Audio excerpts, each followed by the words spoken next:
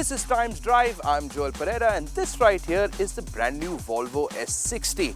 Now you're thinking to yourself, hey, that's a sharp looking car. I wonder why I thought it looked like a brick. Well, here's why. For many years now, Volvo has been synonymous with getting you there safely and nothing else. Throughout the 70s, 80s and 90s, our formative years really, while we sat around and mentally to the Audi Quattro and the BMW 3 Series, Volvo cars looked like bricks on wheels. Obviously, things have changed.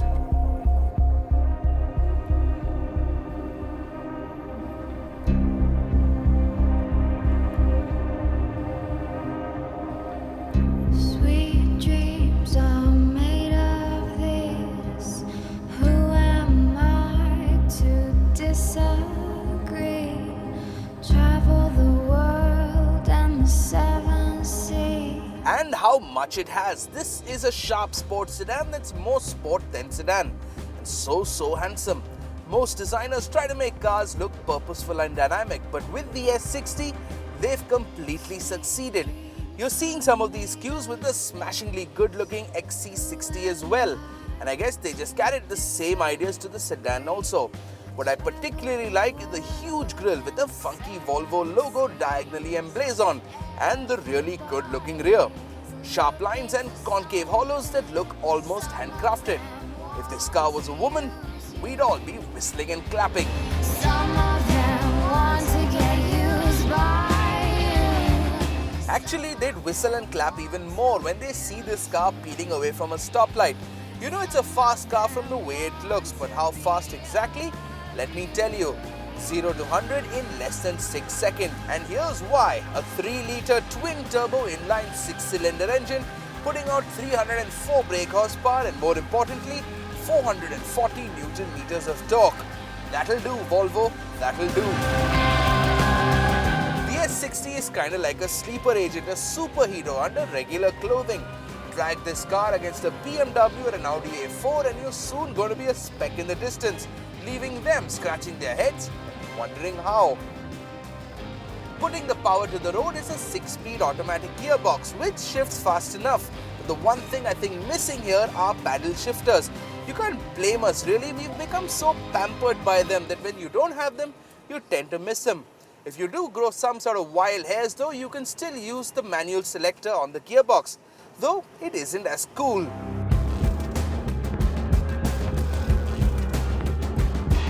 Some of them want to use you. Some of them want to get used by you. The handling is as sharp as the look. The version we are driving, the T6, this one's got stiffened suspension and all-wheel drive, which together work like Laurel and Hardy. Hit a corner hard and it will bring a smile to your face. Along with 4-wheel drive, you also got 3 suspension settings: comfort, sport and advanced. If you are feeling a little reckless, hit the sport mode. The T6 will tighten up. This car will become as easy as an expensive Escort. It'll go as far and as fast as you want it to. The only nerves going to be lost here are yours.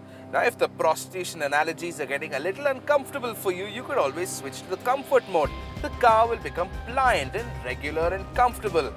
Kinda like your wife. Sweet dreams are made of this. Who am I to disagree? This has to be the most fun Volvo I've ever driven, and for people from an older generation, it can be a little difficult to believe. When I told my dad, an auto nut in his own right, that I'm driving the all-new Volvo, he snorted derisively. I had to actually send him engine specs and pictures of the car for him to believe what I was talking about.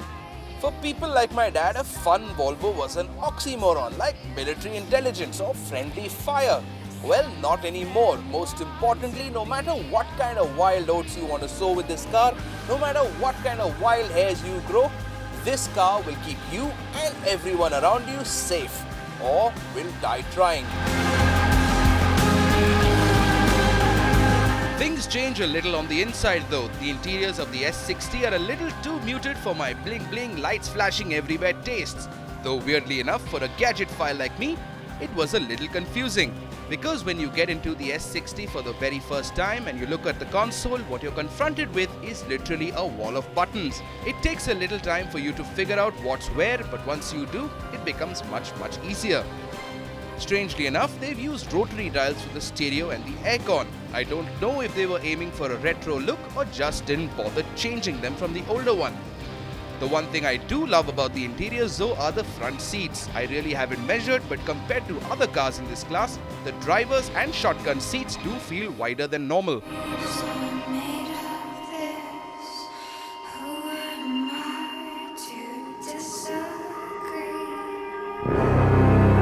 Because even though this might be a twin-turbo rocket, it is still a Volvo, which means that it is one of the safest cars that money can buy. They've loaded it with so much technology that some of it is going to put an S-Class to shame. Here's a small list of what you're getting. Besides all the regular stuff, ABS, ESP, airbags, you're also getting city safety, which monitors the area ahead for pedestrians, driver alert, a collision warning system, a blind spot warning, and most fun of all, active headlamps.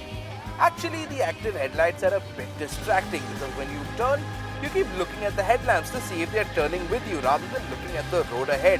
Now, I know it sounds a little weird for all the auto drivers among you, but for this price, for all the kit you're getting, the S60 really is value for money.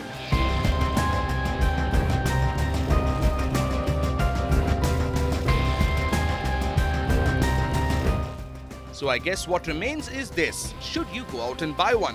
Look, it's like this. We've been driving the twin-turbo petrol and we've had an absolute blast, but this one is priced at 34 lakh rupees. The D5 diesel, the car most of you would consider, begins at 27 and goes up to 32. If you look for value for money, the S60 blows the others away.